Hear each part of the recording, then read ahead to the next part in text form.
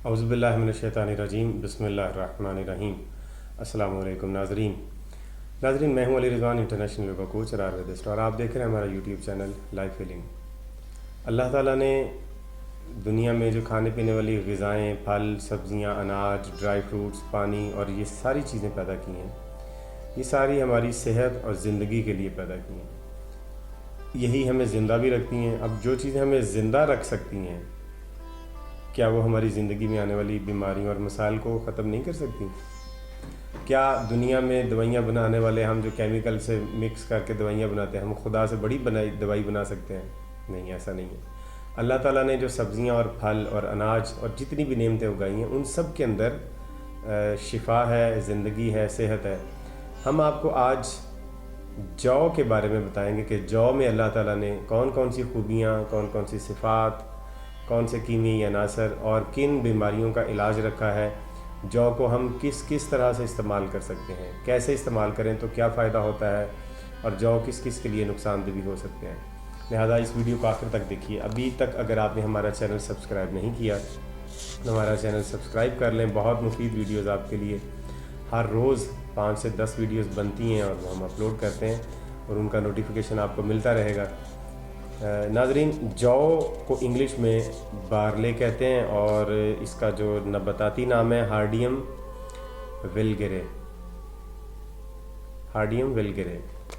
तो इसके जो आज नबाताती फ़वाइद हैं और जो कीमियाई इसके अनासर हैं, उन सब के बारे में बात करेंगे। पाकिस्तान में, इंडिया, बांग्लादेश, श्रीलंका, नेपाल, भूटान, हर जगह पर जौ की, जहाँ पर भी गंदम उग सकती है वहाँ पर जौ उगाया जाता है। अक्सर पंजाब और सिंध के इलाकों में और चोलिस्तान के साथ जो हमारा पंजाब और लुधियाना का इलाका है, वहाँ पर इसका गंदम के साथ ही से उगा दिया जाता है और इसके मुख्तलिफ़ इस्तेमाल किए जाते हैं। इसकी अलग से रोटी पका के खाई जाती है, या इसको गंदम में मिक्स करके जौ के आटे की और गंदम की रोटी खाई जाती है। इसके दीगर जो फ़वाइद और इस्तेमालात, उन पर हम आगे बात करेंगे। सबसे पहले इसके कीमियाई अनासर पर बात करते हैं। जौ में 69.3% कार्बोहाइड्रेट्स हैं और 11.5% प्रोटीन है। 1.5% मादनी अनासर होते हैं। उन मादनी अनासर में, यानी जो मिनरल्स हैं, उनमें फुलाद, कैल्शियम, मैग्नीशियम और फास्फोरस वगैरह शामिल हैं। इसके अलावा इसमें विटामिन सी और बाकी हिस्से में पानी और रेशे होते हैं, ग़िज़ाई रेशे होते हैं। इसकी जो खूबियाँ हैं जौ की, वो मैं आपको ज़रा बता दूँ। जौ की तासीर ठंडी और खुश्क है, ये भूख बढ़ाने वाली है। जौ की तासीर प्यास को बुझाती है। बहुत शदीद अगर प्यास लगती हो किसी को, बार बार पानी पीने के बाद भी प्यास ना ख़त्म होती है, तो जौ से प्यास ख़त्म हो जाती है। ज़ुकाम और गले के अमराज में मुफीद है। दिमागी ताकत को इसकी तासीर बढ़ाने वाली है। जौ की तासीर से असाबी निज़ाम को ताकत पहुँचाती है और गोश्त बढ़ाने वाली है। जो लोग दुबले हैं वो गोश्त खा सकते हैं। आगे बताएंगे इसका तरीक़ाकार भी, कैसे इस्तेमाल करना है। दुबलापन दूर करने वाली है, पेशाब आवर है, पत्थरी को तोड़ने वाली है, सूजन दूर करने वाली है, बुखार को तोड़ने वाली है और अस्काते हमल को रोकने वाली होती है।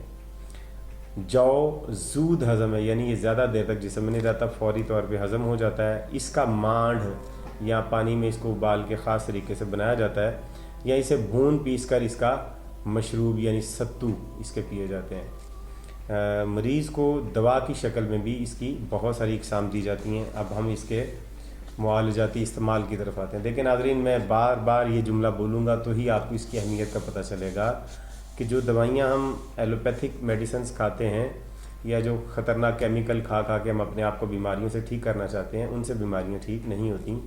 अल्लाह ताला ने जो हमारे लिए ग़िज़ाएँ और शिफ़ाएँ रखी हैं, जो अनाज हमारे लिए उगाया है, इनके अंदर शिफा है। अगर हम इनको दवाइयों के तौर पे इस्तेमाल करें तो हम अपने सदियों से इन्हीं के साथ अपने मसाइल हल कर रहे थे, लेकिन बाद में ये केमिकल वाली दवाइयाँ आ गई और फिर हम जल्दी से शिफ्ट हो गए उसके ऊपर आसानी के लिए कि ये शायद खा के हम फ़ौरन ठीक हो जाएंगे। लेकिन 200 साल हो गए हैं इसको इस्तेमाल करते हुए, आज तक इसने हमारी किसी भी बीमारी का इलाज नहीं किया, बल्कि बीमारियाँ बढ़ाई हैं। कुछ बीमारियों में इसका फ़ायदा होता है थोड़ा बहुत, लेकिन ज़्यादातर इसके नुकसान भी सामने आने लगे हैं। तो मुआलजाती इस्तेमाल पर बात करते हैं। जौ में क्या क्या फ़ायदे हैं। सबसे पहला जो फ़ायदा है जौ का, वो है बदहज़मी का। बदहज़मी में जौ का मांड इस्तेमाल करने से खाना बखूबी हज़म हो जाता है। आप इसको, जौ को दलिया इसका बना सकते हैं, या किसी ख़ास तरीके से इसको उबाला जाता है, لیکن اگر ویسے ہی سے ابال کے کھا لیں گے تو پھر یہ حرام ہو جائے گا، ابال کے اس کا پانی پینے سے وہ حرام ہو جاتا ہے، نجس ہو جاتا ہے۔ لہٰذا جو کو خاص طریقے سے ابالا جاتا ہے، اس کا ہم طریقہ بعد میں آپ کو بتا دیں گے۔ شرعی عذر اس میں کیا ہے؟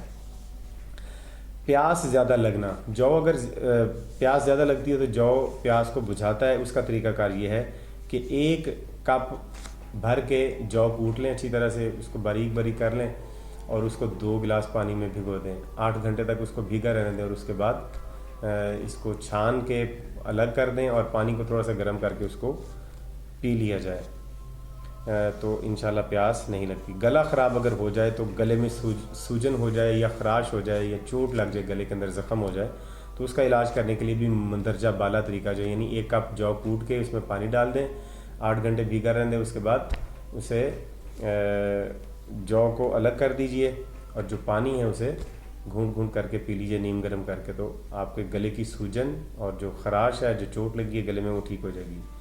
اگر دبلا پن ہو جسم میں، موٹاپا اگر چاہیے ہو، جسم کو فربا کرنا چاہتے ہیں، جسم پہ گوشت لانا چاہتے ہیں، اس کے لیے بھی جو بہت مفید ہے اور ٹائم ٹیسٹڈ ہے، آپ کو بہت فائدہ ہے۔ جو لوگ پتلے ہیں، جن کا وزن کم ہے، جو وزن بڑھانا چاہتے ہیں، وہ اس کو استعمال کریں گے، اور جو لوگ جم کرتے ہیں اور وہ اپنا سائز بڑھانا چاہتے ہیں باڈی کا، جو پروٹین کھا کھا کے دوسرے مکسچر کھاتے ہیں، جو ویٹ گینرز ہوتے ہیں، اس کی بہتر یہ ہے کہ یہ کھایا جائے۔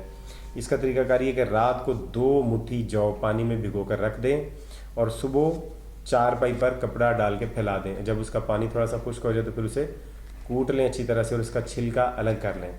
باقی جو بچے گا اسے دودھ میں ڈال کے اس کی کھیر بنا لیں اور اس کھیر کو آپ نے کھانا۔ کھیر میں آپ نے شکر ڈالنی ہے، چینی نہیں ڈالنی۔ تو یہ کھیر روزانہ کھانے سے آپ کے جسم میں گوشت بڑھنا شروع ہو جائے گا، وزن بڑھنا شروع ہو جائے گا۔ پیشاب میں رکاوٹ ہو اور پتھری اگر بنی ہوئی ہو تو اس کے لیے کیا کر سکتے ہیں؟